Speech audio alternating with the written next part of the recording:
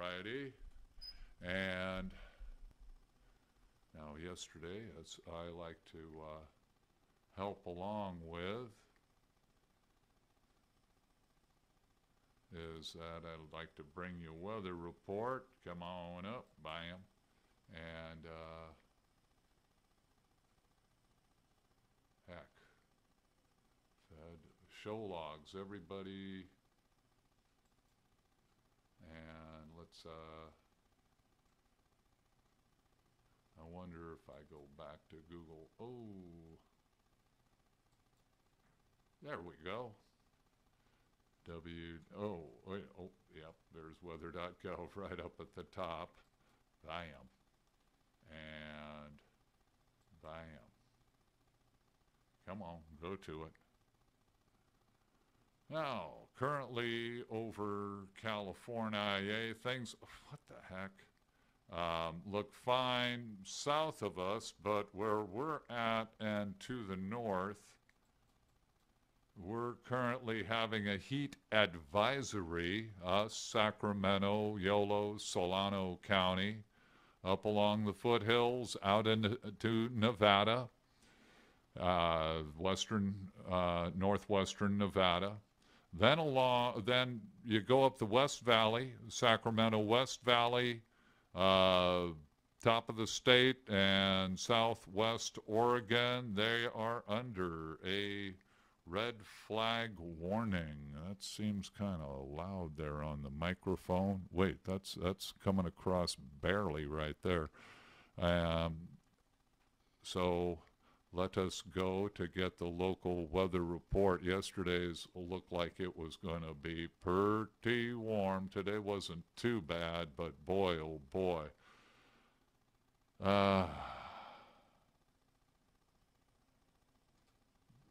I got a little plastic pool in the backyard, and it has been just losing water.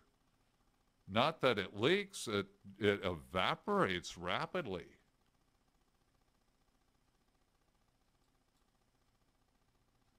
All righty. As of 6:55 p.m. this evening, it was 93 degrees out at Stockton Airport, fair.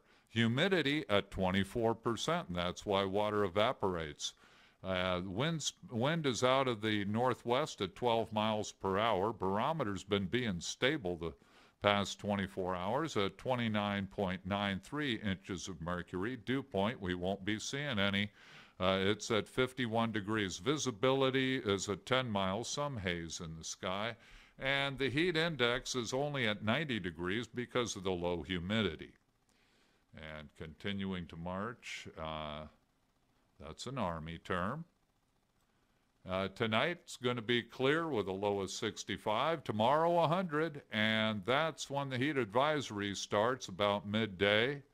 It's clear at night and hot during the day over the next 4 days. Monday night low, 70. Tuesday high, 102. Tuesday low. Tuesday night, 73. Wednesday, it's going to be a hot one, 102. Wednesday night's only going to be dropping to 31 degrees to 73 degrees. And then on Thursday, it looks to be hot again at 101. And it'll be dropping another 31 degrees Thursday night down to 29, excuse me, just down to 72 degrees. Wow, it is going to be warm. Okay, let's bring some action up here, and I'd like to share with you our sponsors. You can be one too. And let me see if this microphone works a bit better. Yeah, that seems to be a bit better, although it's not registering that far up on the meter there on the soundboard. And Hotel Furniture Liquidators. You need furniture for your home? Visit them. Moderately priced, lightly used. Nick Illich, sales manager. They're at 1648 North Shaw Road here in Stockton. Books, hey, they're good for everybody. You can find them at the Miracle Mile Bookstore, 2210 Pacific Avenue, and Doors Book Recyclery, 2310 Pacific Avenue. Plastics, oh, they got them at Custom Plastics and Signs. Christopher Cuevas, the owner-operator. Plastic fabrication, he'll make you displays. You got raw plastic, raw material. Well, actually, no, not in the beads, but in shapes, in sheets, tubes, and rods. Signage, oh, my favorite, being politically active. Corrugated plastic signs. Vehicle and boat graphics. Pretty up your car without having to paint it. Although a good paint job's important to protect the car. Stencils. You can get T-shirts and business cards printed as well at 326 East Dr. Martin Luther King Boulevard in Stockton. Millennium Computer Repair, for when your computer's on the fritz. Call Sarfraz Khan at 209-922-1879. Virus and spyware removal, performance enhancements, computer password removal, data backup, hard drive repair, parts. They can get you parts. Habitat for Humanity. Oh, house parts, building materials. It's a hardware store with a constantly changing inventory. New stuff coming in all the time. Habitat for Humanity Restore at 4933 West Lane, 100 yards south of West Lane at March Lane. Tender Donuts, we bake fresh daily. Chanrath and Siv Sam at 1304 East Hammer Lane. Open 7 days a week. They open 4:30 Monday through Saturday and 5:30 on Sundays, and open till 6 daily. And to get that T-shirt printed, go no further than Leaders T-shirt Printing, 500 East Lodi Avenue at Garfield in Lodi. All right, let's get rockin'. This ain't a trailer. Not to worry. Sarah Huckabee Sanders, where art thou? And speaking of trailers, and let's look. We got 7:21, a good time to get started with the Sunday Night Islam Show. Bam. Okay. Do a little bit of presenting here. Today is the 30th of July. And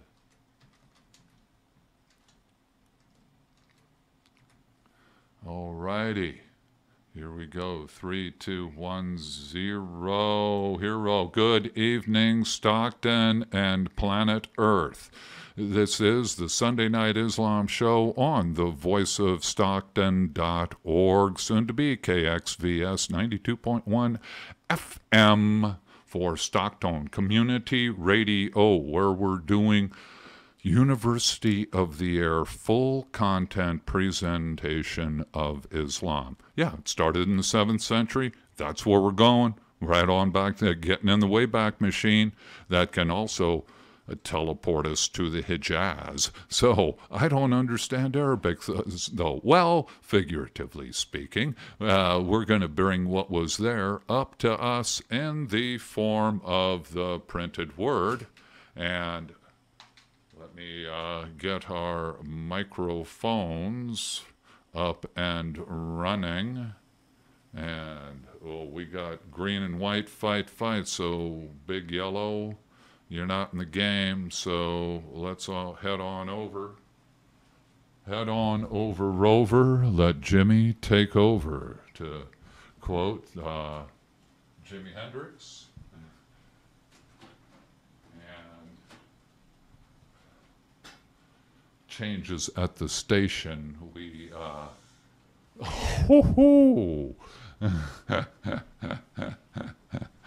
I think I'll just kind of leave it this way.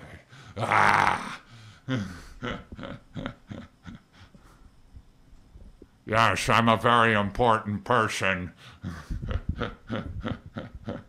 Yeah. Trump's my buddy. He does what I want. I'm the billionaire behind them. The secret power. Har, har, har. Getting the magic machine going here. Welcome, welcome, welcome. Yeah, that seems to be picking up real good. Yeah, I like to see those high lines over there on the audition, on the audio. 723 here at the Voice of Stockton. And working the magic machine, my HP 15. And the modem in the building is working well as well. So, actually, though, I don't need the modem at this time because I downloaded from the House of Islam .org, I believe, and, was able to download the whole Bukhari Hadith-Sunnah. So, thank you, House of Islam, or the House of Islam. Found them, and heck, didn't have to go back. I got what I needed. And so, oh, wait a minute.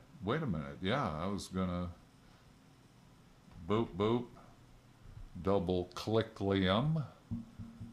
Bam. All righty, let's go to documentation. And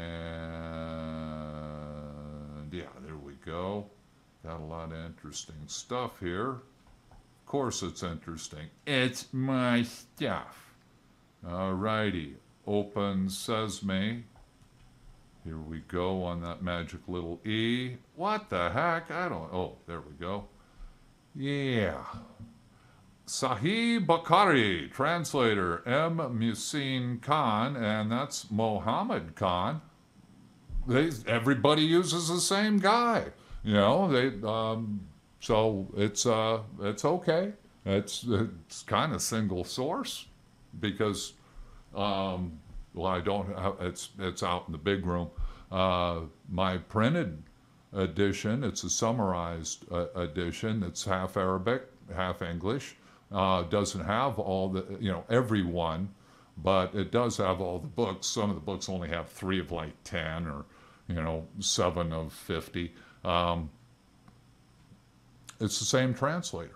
So, a lot of people are relying on him to do good work, and so apparently he does good work. So let's get this 721 show start. And today, again, is July 30th. And last week, we did 246 through 256. And there's actually 70 sunnah within the book from 246 to 316. So we only got 10 done. And it's but it's full content, so enjoy the show. The Sahih Bukhari is a collection of sayings and deeds of Prophet Muhammad, also known as the Sunnah. The reports of the Prophet's sayings and deeds are called Ahadith. This is the heading of the book. He lived a couple of centuries after Muhammad, born around 816 and lived till around 870 or so. Each report in his collection was checked for compatibility with the Quran, and the veracity of the chain of reporters had to be painstakingly established. Bukhari's collection is recognized by the majority of the Muslim world to be the most authentic collections of the Sunnah of Muhammad ibn Abdullah. Again, he was 194 and 622 would make that 216. Yeah, 216. Wait a minute. 194, 626, 760. Yeah, 816. And he only lived 60 years to age 76. I'm 62, and he was more accomplished in his life than I. But, you know, he did that. He took 500,000 and whittled them down to about, well, see, there's a lot of repetition, but that's because it might have been 4 or 5, for instance, that were the same incident, but were reported through 4 or 5 different isnads. His collection of hadith is considered second to none. Spent 16 years compiling it. Ended up with 2,602 out of, now there's 9,082 with repetition. His criteria for acceptance into the collection were amongst the most stringent of all the scholars of Ahadith. It's not complete, though. There are other scholars who worked as Bukhari did and collected other authentic reports. Now, there's 4 schools of Islam within Sunni Islam, and they cover different. They're like, each school has a region of the world of Islam, that is geographically, and there's Egypt, Sudan, parts of Libya. They include these others. It's going to be a long time before I get around to talking about them, since the rest of Islam doesn't. And it's in Egypt and northern Sudan is where, among other things, they have the female genital mutilation. And so, was Muhammad into that? I have yet to find anywhere where he was.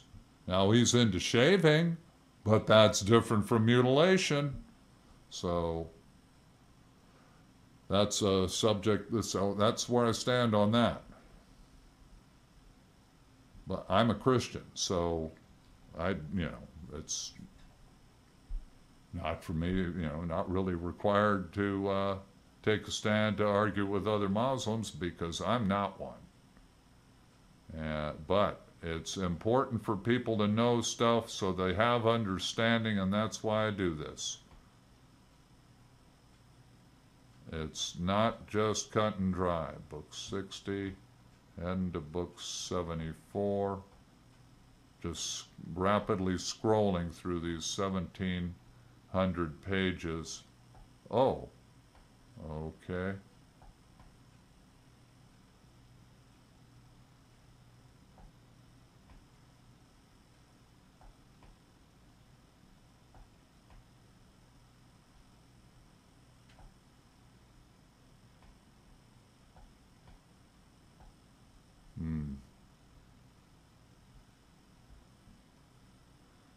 We're into book 74 now.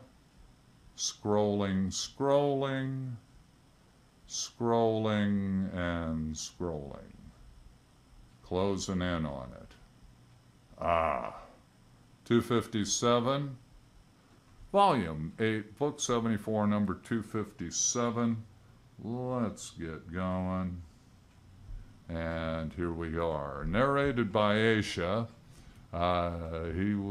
She was the youngest woman to marry Muhammad when they consummated the marriage. That's already been discussed, that age. And so, woo! Hey, when she was born, Muhammad was already 44. Do the math. Here it is. But she was his wife during the Medinan years. So, this is of the Medinan time. And here we go. Number 257. Umar bin al-Khattab used to say to Allah's apostle, "Let your wives be veiled." But he did not do so. The wives of the Prophet used to go out to answer the call of nature at night only at Al-Manasi. Once Sauda, the daughter of Zama, went out, and she was a tall woman. Umar bin al-Khattab saw her while he was in a gathering and said, I have recognized you, O Sauda. He, Umar, said so as he was anxious for some divine orders regarding the veil, the veiling of women. So Allah revealed the verse of veiling, al-hijab, a complete body cover excluding the eyes. Oh, most interesting. Wow. Umar,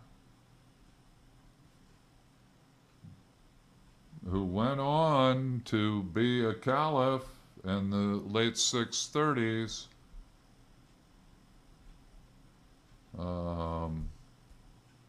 wanted Muhammad's wives to be veiled. He saw Sauda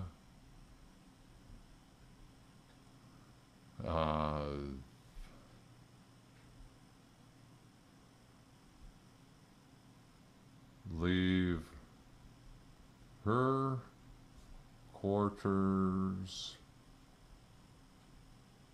at night to relieve herself.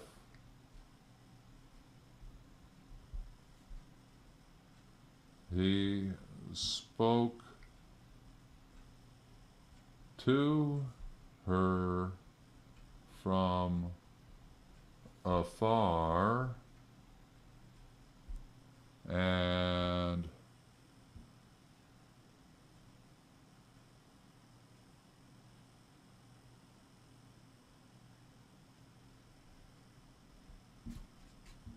then sometime later, unknown, not specified, sometime later, Muhammad ordered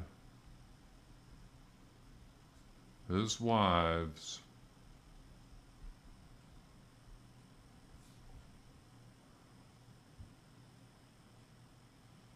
to fully veil,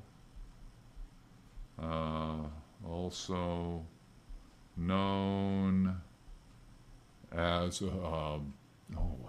it's not just the hijab, but yeah, al-hijab, fully veiled, al-hijab.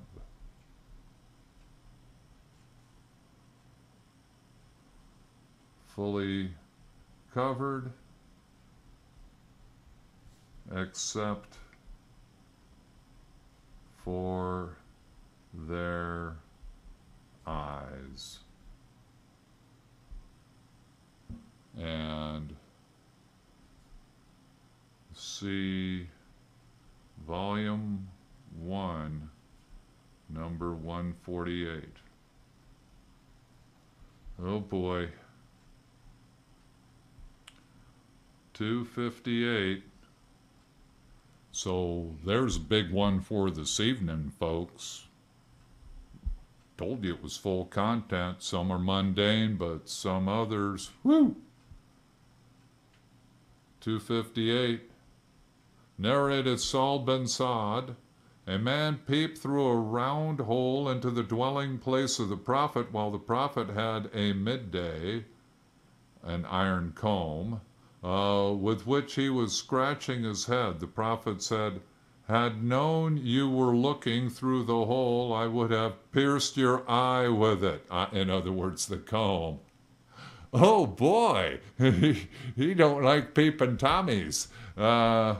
Verily, the order of taking permission to enter has been enjoyed because of that sight, that one should not look unlawfully at the state of others. Oh, wow. Okay. That is.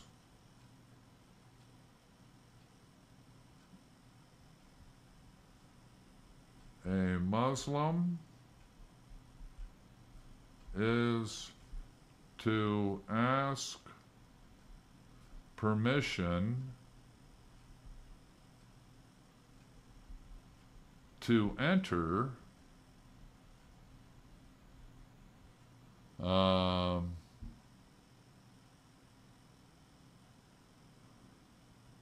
for a Muslim viewed Muhammad at home combing his hair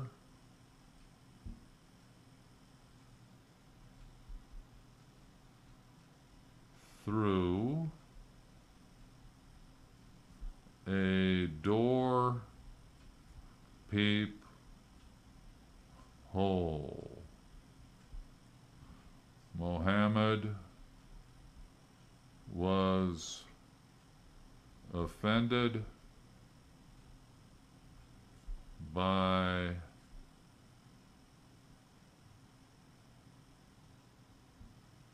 the Muslim fellas peeping. Alrighty. 2:59, and we got 7:40 p.m. Show started at 7:21, and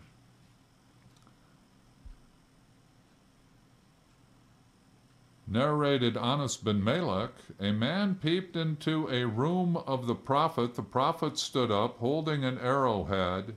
It is as if I am just looking at him, trying to stab the man.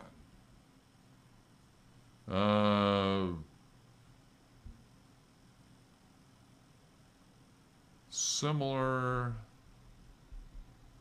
to 258, Muhammad held up an arrow and spoke of wanting to stab him. Didn't like it.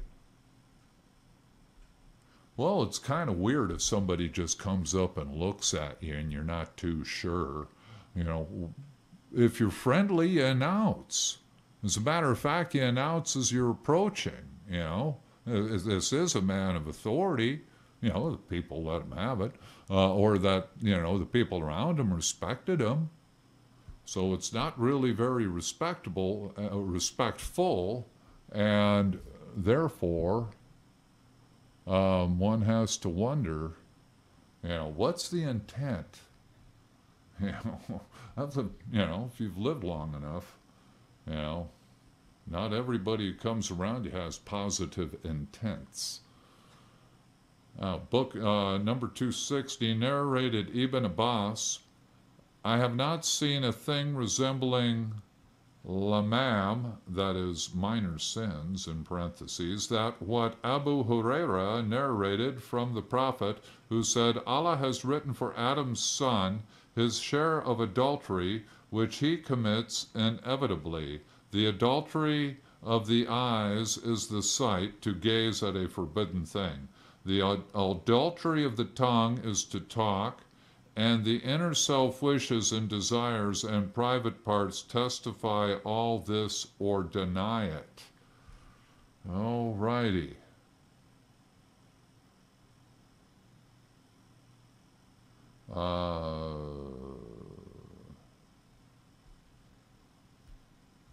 Adultery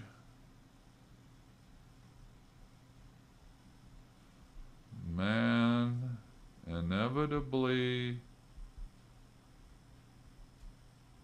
commits for adultery includes what amounts to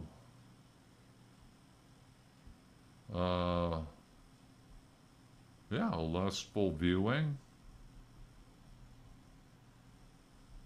Viewing or gazing upon.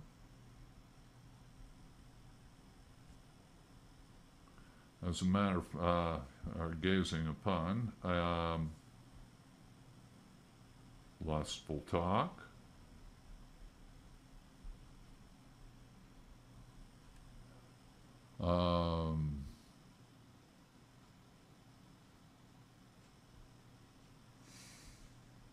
Heck, inner wishes and desires. Boy, oh boy. Man, oh man. Wishes and desires. And that looks to be masturbating. I'll call that what it is. Or masturbating. Yep, all that.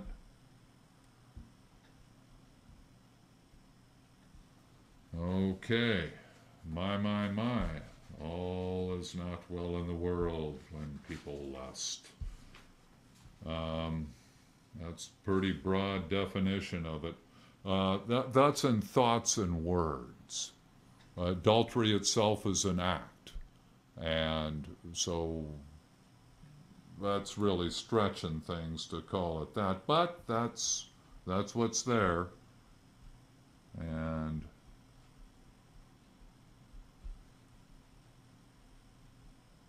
but it's okay. What I need to do now,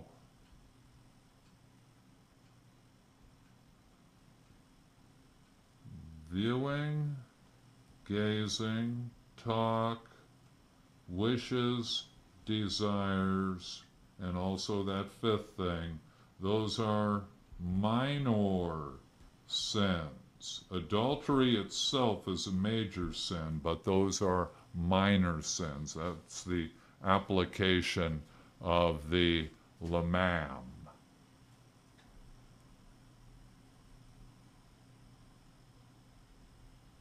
So that, I think, is the perspective that is desired to be known.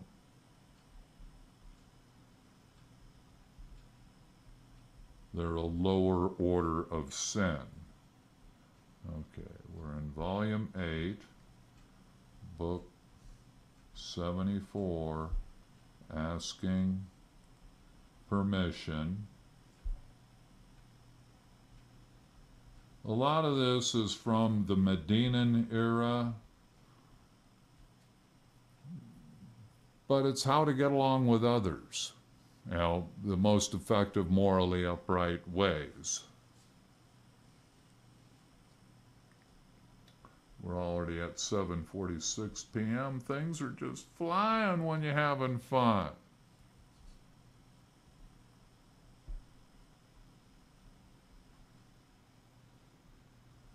Again, there's 70 of these in this book, so we're going to go through them well, I'm going to cover every one. Already got one on veiling, and that's during the Medinan era, because he was married to, now, the marriage to Sauda, though, did come, that started around 621, and he was still in Mecca, or it might have been late 622, well, yeah. So, but the context that it's in, it's already up in Medina. Okay, 261. Narrated Anas, whenever Allah's apostle greeted somebody, he used to greet him 3 times, and if he spoke a sentence, he used to repeat it 3 times. Well, I guess, now that wasn't that way from, from when he was 4 years old and first speaking until he was 62 and passed away. No, that was just a period of time that he did do that. Okay. Muhammad would greet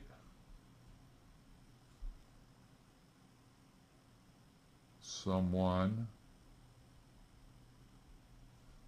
3 times and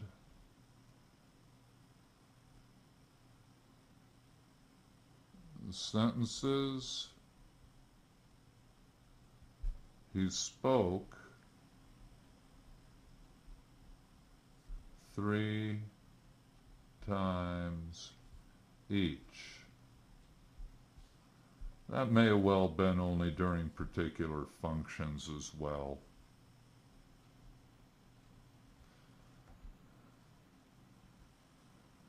Narrated Abu Sayyid al-Khudri, while I was present in one of the gatherings of the Ansar, Abu Musa came as if he was scared, and I asked permission to enter upon Umar 3 times, but was not given permission, so I returned. When Umar came to know about it, he said to Abu Musa, "Why did you not enter?" Abu Musa replied, "I asked permission 3 times, and I was not given it, so I returned for Allah's apostle, and if any one of you asks permission to enter thrice, and permission is not given, then he should return."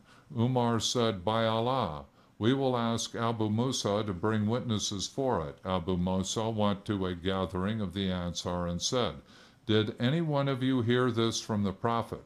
Ubay bin Ka'b said, "By Allah, none will go with you but the youngest of the people as a witness." Abu Said was the youngest of them, so I went with Abu Musa and informed Umar that the Prophet had said so, and cross-reference to that is in Volume 3, Hadith number 277.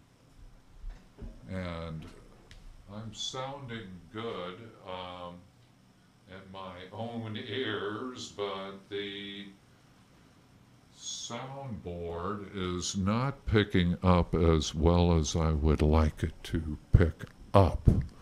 Oh my, there we go. Just get this to where, get those microphones right in my face.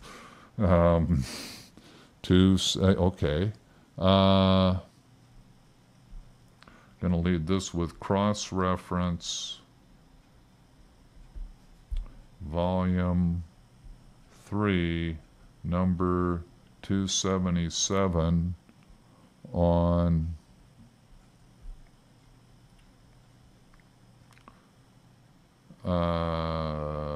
upon visiting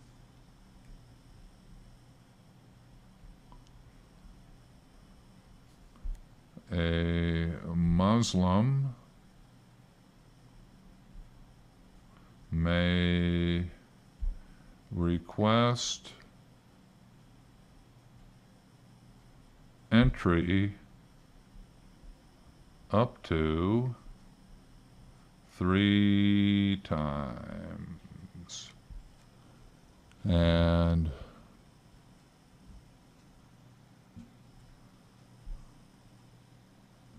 yeah, that's pretty much the meaning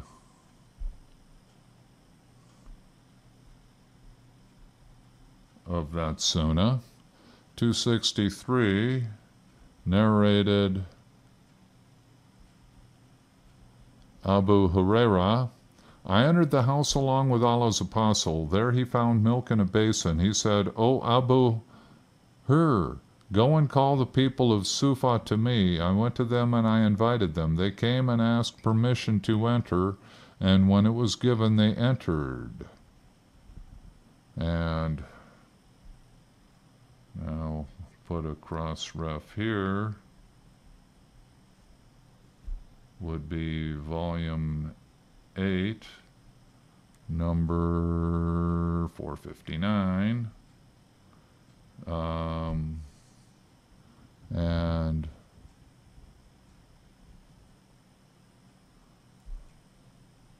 Muhammad and Abu Huraira entered a house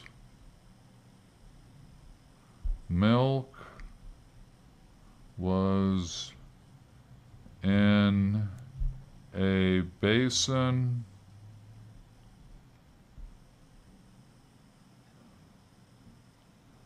and Muhammad invited the people of Sufa to come over, to come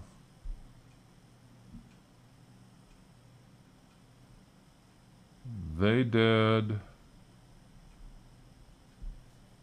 Upon arrival, they ask permission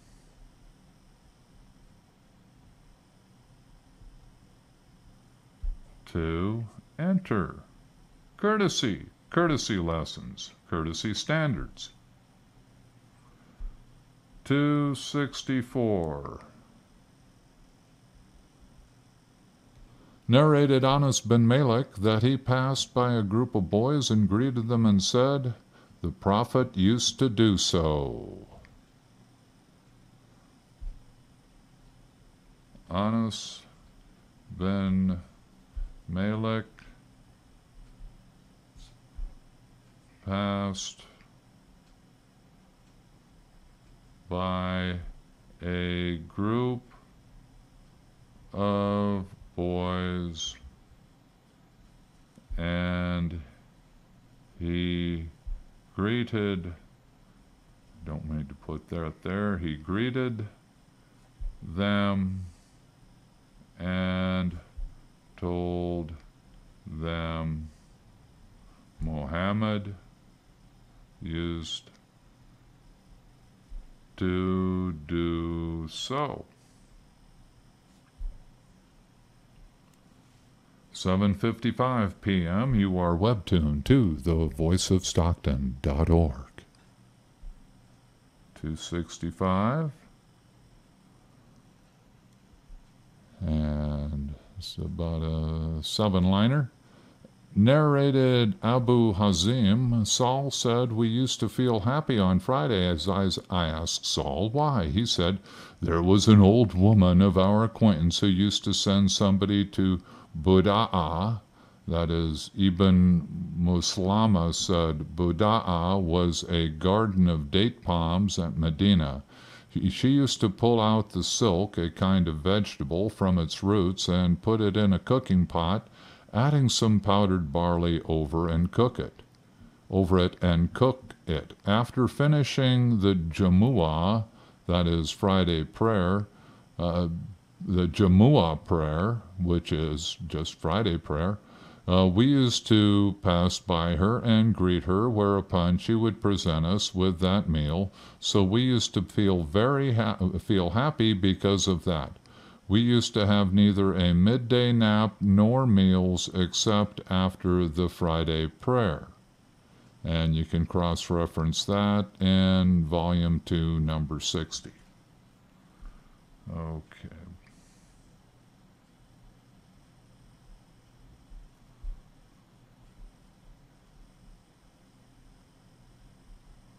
And that is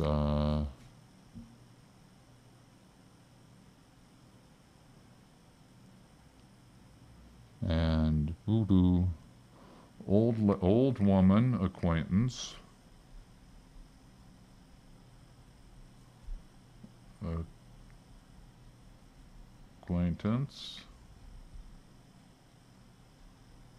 let's see, ACQUAINTANCE. Yeah.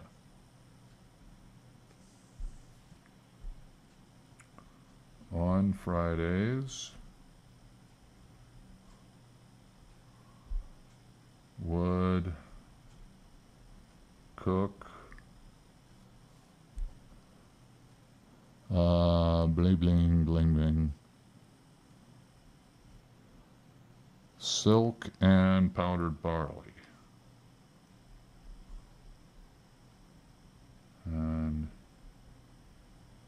Oh, SILQ.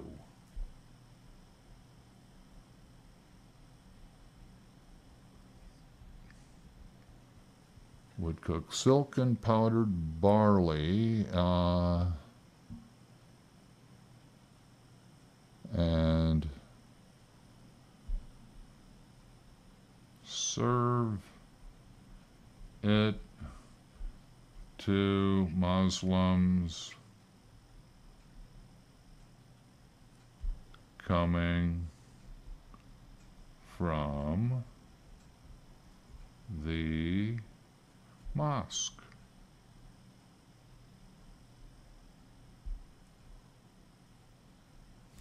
And 266, narrated Aisha, Allah's apostle said, O Aisha, this is Gabriel sending his greetings to you. I said, peace and Allah's mercy be on him. You see what we do not see. My. Muhammad introduced Gabriel to Aisha, but Aisha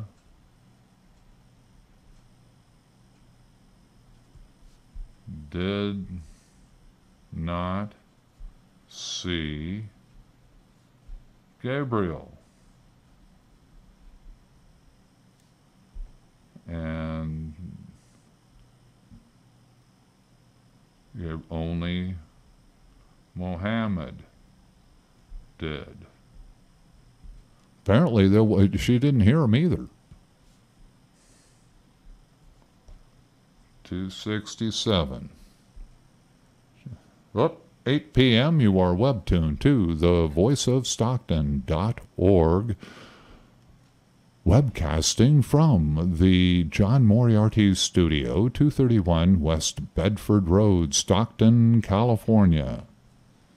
All righty, and if you're wondering, the next building over is 2001 Pacific Avenue. 268, this looks like it's 3, 6, 9, 12, 13 liner. A man, narrated Abu Huraira, a man entered the mosque while Allah's apostle was sitting on one side of the mosque. The man prayed, came, and greeted the Prophet. Allah's apostle said to him, Wa alaikas salam, returned his greetings. Go back and pray as you have not prayed properly. The man returned, repeated his prayer, came back and greeted the Prophet. The Prophet said, Wa alaika es salam, returned his greeting. Go back and pray again as you have not prayed properly. The man said at the second or third time, O Allah's apostle, kindly teach me how to pray. The Prophet said, when you stand for prayer, perform ablution properly and then face the Qibla and say takbir, that is, Allahu Akbar, and then recite what you know from the Quran, and then bow with calmness till you feel at ease, then rise from bowing till you stand straight, and then prostrate calmly, and remain in prostration till you feel at ease, and then raise your head and sit with calmness till you feel at ease, then prostrate with calmness and remain in prostration till you feel at ease, and then raise your head and sit with calmness till you feel at ease in the sitting position, and do likewise in whole of your prayer. And Abu Usama added, till you stand straight. And see Hadith number 759, volume 1. So we're going to put a cross-reference here. This is volume 1, number 759. So that's probably around, could be book 8. And this is on a at the mosque.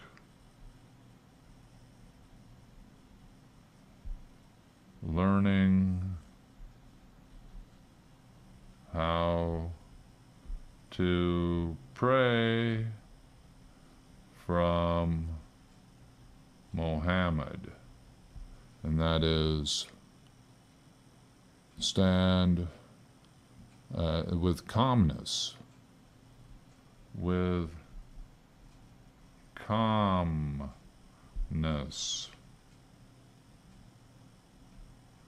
bow, prostrate, and stand.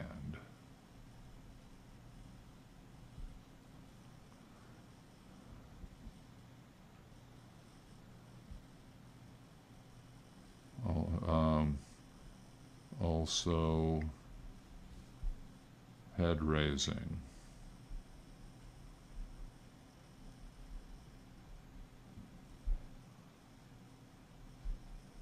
Until you feel at ease. Alrighty. 268. Wait a minute. That was 268.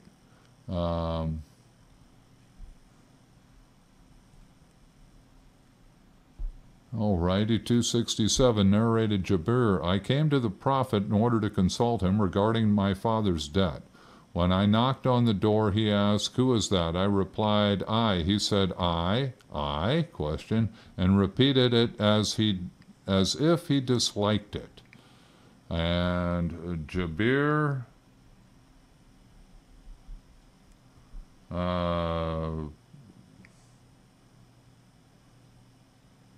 went to Muhammad's house, knocked on the door,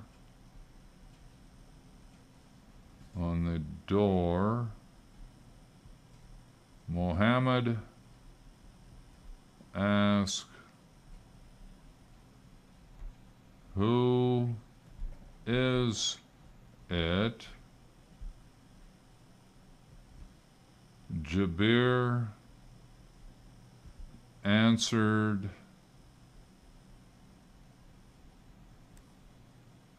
it is I. Muhammad wanted Jabir to say, it is Jabir.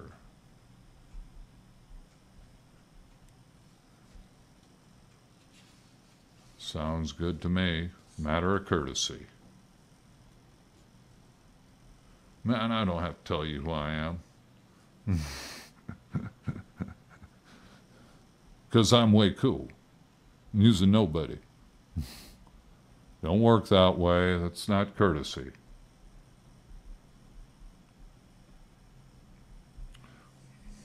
Alrighty. So I'm taking notes on all these. You can too.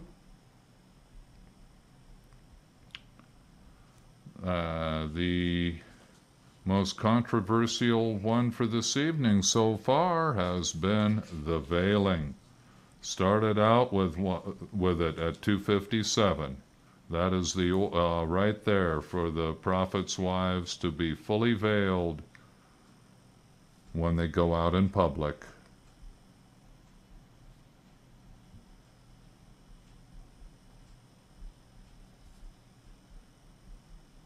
That's, oh well, think of it as you will. That's just where it's at. Number 257, book 74. No cross-reference? Yeah. Also see Volume 1, number 148. Might be going to that later just to bring it forth. Today's the 7:30 of the 2017. Let's put a time in here. Looks to be 8:08 p.m. Getting into the final quarter of the show.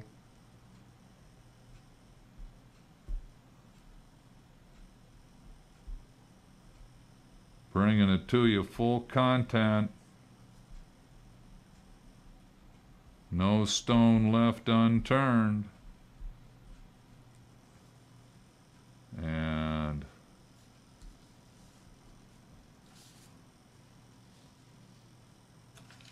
now we're going on to number 269. I'm going to take a little drink. Oh my golly, this is a brand new bottle, so I don't need to use that. I'm going to step out for a moment and get a used bottle. Stay on. Howdy.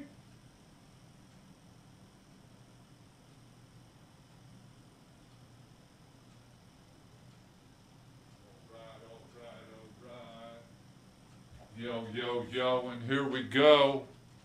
See to it that everything's going fine here. Yes, sirree.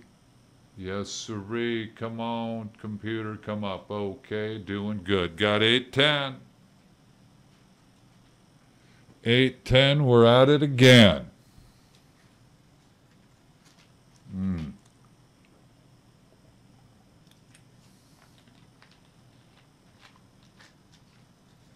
Yeah.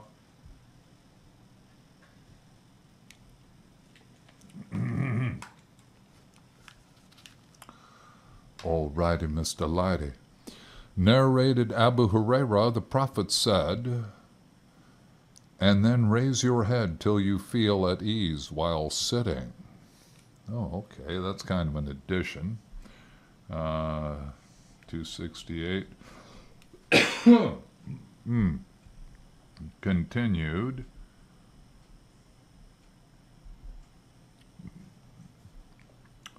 Raise your head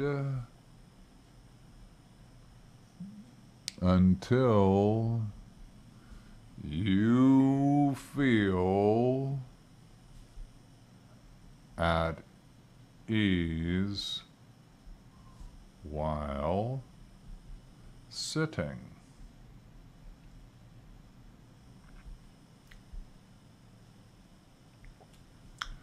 (270) Narrated Aisha that the Prophet said to her, Gabriel sends salam, greetings to you. Oh, wait a minute. Wasn't he talking to Gabriel and Brittle? Yeah, that's a 266 continued.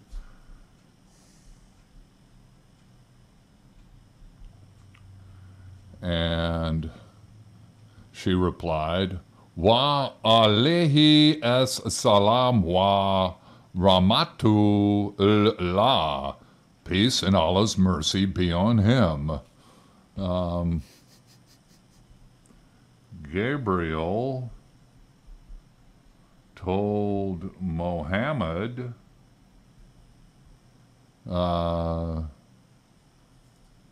greetings to Aisha, and Aisha responded,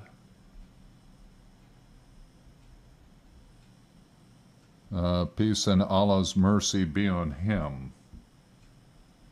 Yeah.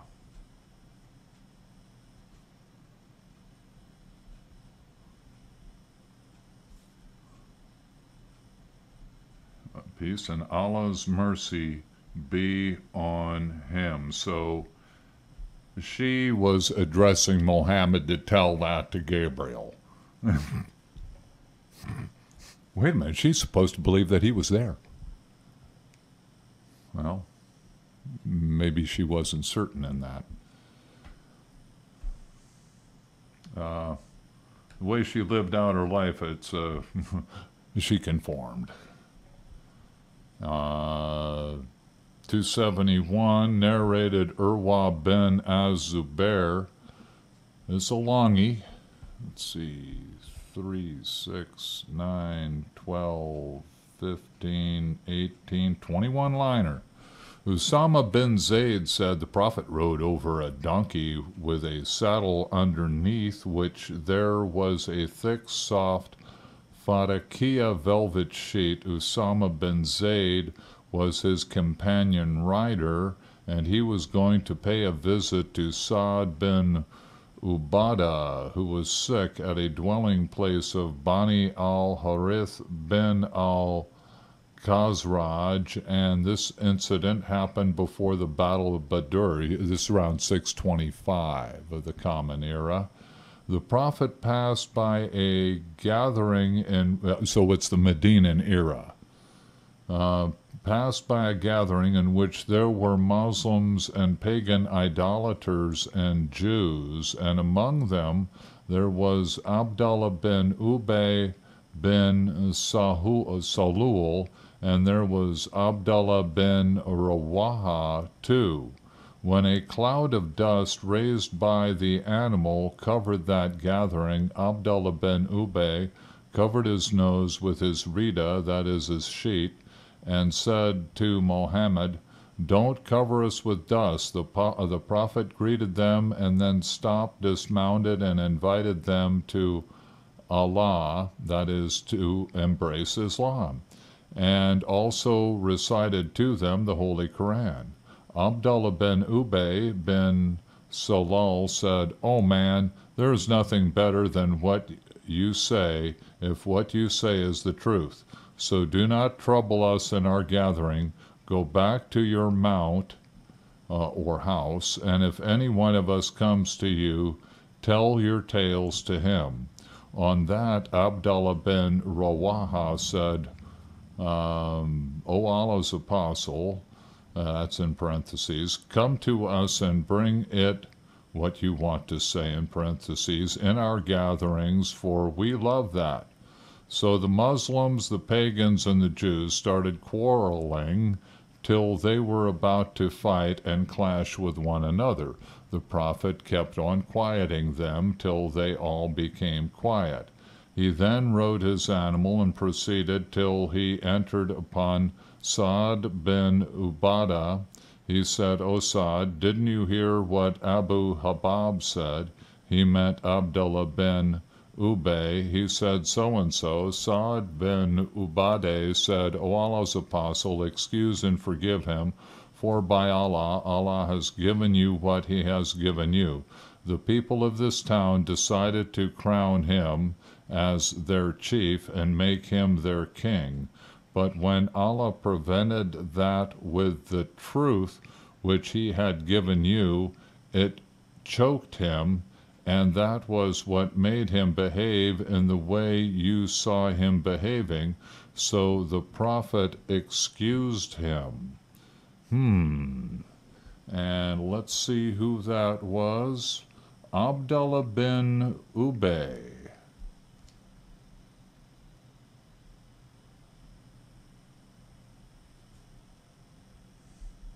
Abdullah bin Ubay was to be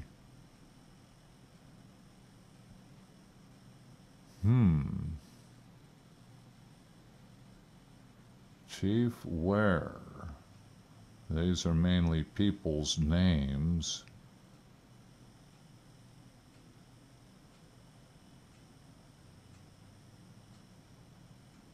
And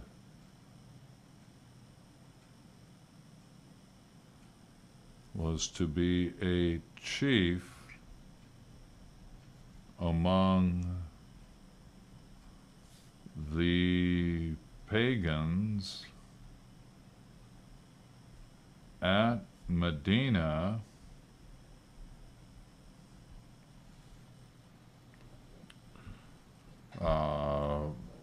Mohammed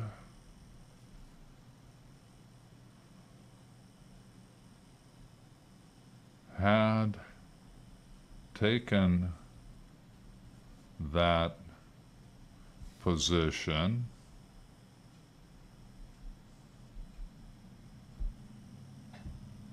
and now bin Ubay told Mohammed if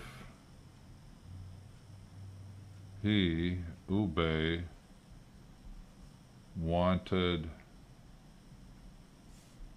to hear the Quran, he would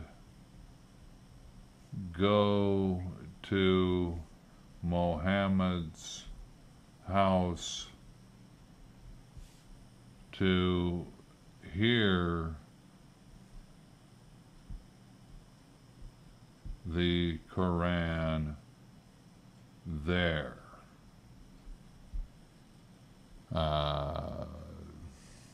This was 625 AD, preceding the Battle of Badr.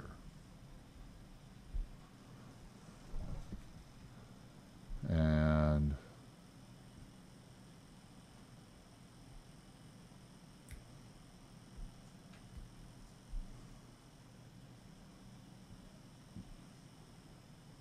Jews, pagans, and Muslims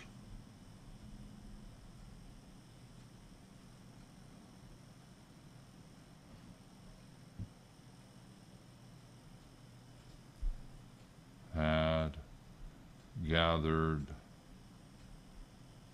but there were differences.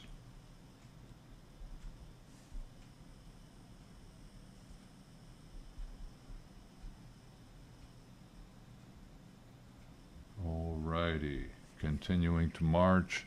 Oh, 8:21 already.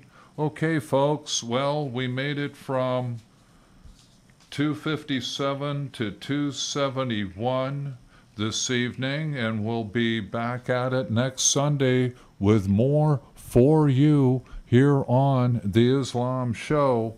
And the big one for this evening was the veiling, and this took place. Sauda and Aisha, they had been married for a long time, so it took place sometime during the Medinan era.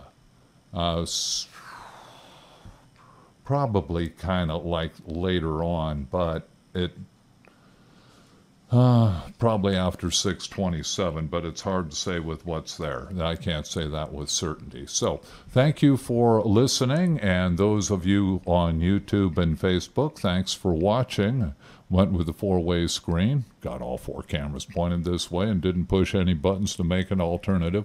So thanks again for being here. Keep listening to thevoiceofstockton.org. We'd love to have you as an advertiser if you're a small business. Sponsor. We're a nonprofit. Give us a call, 467-4455.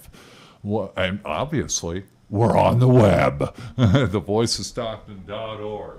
So with that, and let's get back here to the edition, calling it a Sunday show complete. Got about 14 hadith spoken to you this evening. Thanks for listening in and watching in. Do take care. Yeah, still here with you, and we're going to wind things down a bit, and love doing these shows. Ultimately, I will be having guests in here, but it's university there. It's kind of lecture-y, but hey, We found out about the veiling was a clear order. And we got that order this evening. It was right there. So, number 257, volume 74. Anybody wonders why Muslim women are veiled? Because the Prophet ordered, that is, Muhammad ibn Abdullah ordered his wives to be veiled, all hijab, upon being in public. So, exit out. We're